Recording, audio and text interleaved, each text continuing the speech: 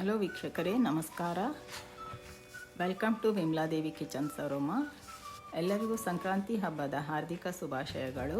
Friends, ನಾನು ಇವತ್ತು ನಿಮಗೆ ಸಂಕ್ರಾಂತಿ ಹಬ್ಬಕ್ಕೆ ಎಳ್ಳು ಹೋಳಿಗೆ ಮಾಡುವುದನ್ನು ತೋರಿಸುತ್ತೇನೆ. ಇಲ್ಲಿ ನಾನು 1.5 ಕಪ್ಪಿನಷ್ಟು ಮೈದಾ ಹಿಟ್ಟನ್ನು ತಗೊಂಡಿದ್ದೇನೆ. ಅದನ್ನು ಸ್ವಲ್ಪ ನೀರನ್ನು ಹಾಕಿ ಕಲಿಸಿಕೊಳ್ಳಬೇಕು. ಚಪಾತಿ ಹಿಟ್ಟಿಗಿಂತ ಸ್ವಲ್ಪ ಮೆತ್ತಗಿರಬೇಕು ಹಿಟ್ಟು.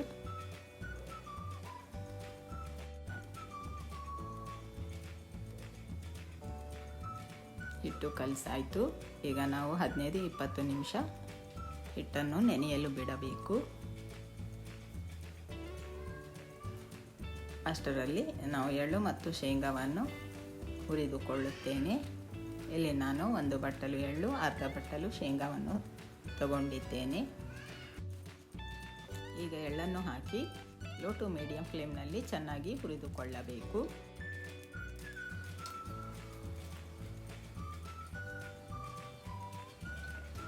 ಚಟಪಟ ಅನ್ನುವರೆಗೆ ಎಳ್ಳನ್ನು ಹುರಿದುಕೊಳ್ಳಬೇಕು ಲೋ ಟು ಮೀಡಿಯಂ ಫ್ಲೇಮ್ನಲ್ಲಿ. ಕಲರ್ ಕೂಡ ಸ್ವಲ್ಪ ಚೇಂಜ್ ಆಗುತ್ತದೆ. ಈಗ ನಮ್ಮ ಎಳ್ಳು ಹುರಿದಾಯಿತು. ಒಂದು ಪ್ಲೇಟಿನಲ್ಲಿ ತೆಗೆಯುತ್ತೇನೆ. ಈಗ ಶೇಂಗಾವನ್ನು ಹಾಕಿ ಚೆನ್ನಾಗಿ ಹುರಿದುಕೊಳ್ಳಬೇಕು. ಇದನ್ನು ಕೂಡ ಲೋ ಟು ಮೀಡಿಯಂ ಫ್ಲೇಮ್ನಲ್ಲಿ ಚೆನ್ನಾಗಿ ಹುರಿದುಕೊಳ್ಳಬೇಕು. ಶೇಂಗಾವನ್ನು ಈಗ ನಾನು ಒಂದು ಪ್ಲೇಟಿನಲ್ಲಿ ತೆಗೆಯುತ್ತೇನೆ.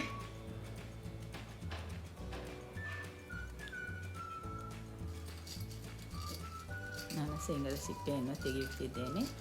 ನೀವು ಬೇಕಾದರೆ ಹಾಗೆ ಹಾಕಬಹುದು. ಈಗ 1 ಕಪ್ಪು 1 ಬಟ್ಟಲದಷ್ಟು ಬೆಲ್ಲವನ್ನು ಸ್ವಲ್ಪ ಏಲಕ್ಕಿ ಪೌಡರನ್ನು ಹಾಕಿ ಚೆನ್ನಾಗಿ ಮಿಕ್ಸ್ ಮಾಡಿಕೊಳ್ಳಬೇಕು.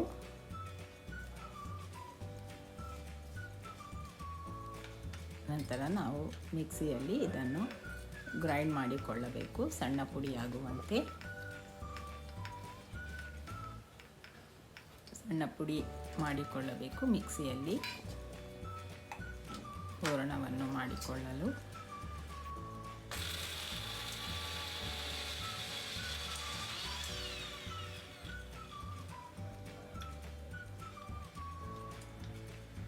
ಫ್ರೆಂಡ್ಸ್, ಈಗ ಸಣ್ಣಗೆ ಪುಡಿ ಆಯಿತು.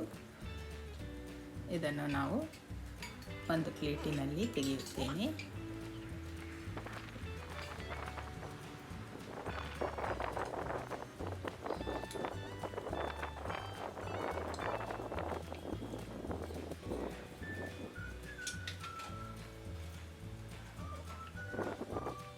ಈಗ ನಾನು ಸ್ವಲ್ಪ ನೀರನ್ನು ಹಾಕಿ ಹೂರಣವನ್ನು ರೆಡಿ ಮಾಡಿಕೊಳ್ಳುತ್ತೇನೆ.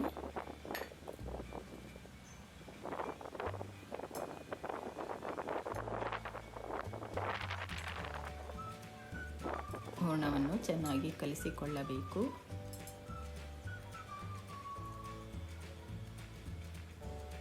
ಒಂದು ಕಪ್ಪು ಎಳ್ಳು, ಅರ್ಧ ಕಪ್ಪು ಶೇಂಗಾ, 1 ಕಪ್ಪು ಬೆಲ್ಲದಲ್ಲಿ ನಾವು 9 ಹೋಳಿಗೆಯನ್ನು ಮಾಡಿಕೊಳ್ಳಬಹುದು. ಈಗ ಇಲ್ಲಿ ನಮ್ಮ ಕಣಕವು ಕೂಡ ಚೆನ್ನಾಗಿ ನೆಂದಿದೆ. 1 ಸ್ಪೂನ್ ಎಣ್ಣೆಯನ್ನು ಹಾಕಿ ಚೆನ್ನಾಗಿ ನಾದಿಕೊಳ್ಳಬೇಕು.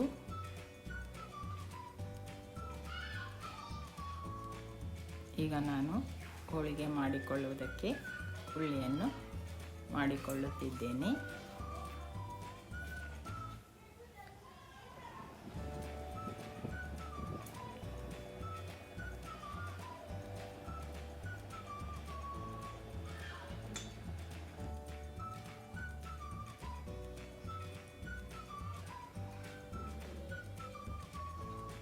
ಕಣಕವನ್ನು ಮಧ್ಯದಲ್ಲಿ ಸ್ವಲ್ಪ ದಪ್ಪಗೆ ಇರುವಂತೆ ಸುತ್ತಲೂ ಲಟ್ಟಿಸಿಕೊಳ್ಳಬೇಕು. ಮಧ್ಯದಲ್ಲಿ ಹೂರಣವನ್ನು ಇಟ್ಟು ಚಪಾತಿಯ ಹಾಗೆ ಲಟ್ಟಿಸಿಕೊಳ್ಳಬೇಕು. ಹೋಳಿಗೆಯನ್ನು ಚಪಾತಿಯ ರೀತಿಯಲ್ಲಿ ಸುಲಭವಾಗಿ ಲಟ್ಟಿಸಿಕೊಳ್ಳಬಹುದು. ಫ್ರೆಂಡ್ಸ್, ಎಳ್ಳು ಹೋಳಿಗೆಯನ್ನು ನಾವು ಟೂರ್ಗೆ ಹೋಗುವಾಗ ತಗೊಂಡು ಹೋಗಬಹುದು. ಎಳ್ಳು ಹೋಳಿಗೆ 1 ವಾರ 15 ದಿವಸದವರೆಗೆ ಚೆನ್ನಾಗಿರುತ್ತವೆ. ಹಾಗಾಗಿ ನಾವು ಟೂರಿಗೆ ಹೋಗುವಾಗ ತಗೊಂಡು ಹೋಗಬಹುದು.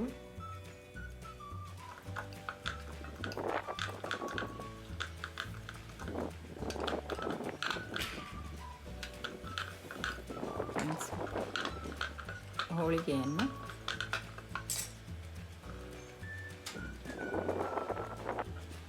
ಮೀಡಿಯಂ ಫ್ಲೇಮ್ನಲ್ಲಿ ಬೇಯಿಸಿಕೊಳ್ಳಬೇಕು.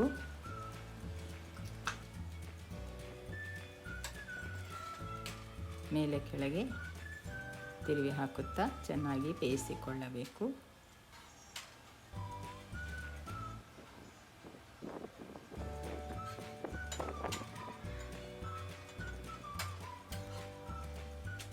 ಈಗ ನಮ್ಮ ಹೋಳಿಗೆ ರೆಡಿಯಾಗಿದೆ.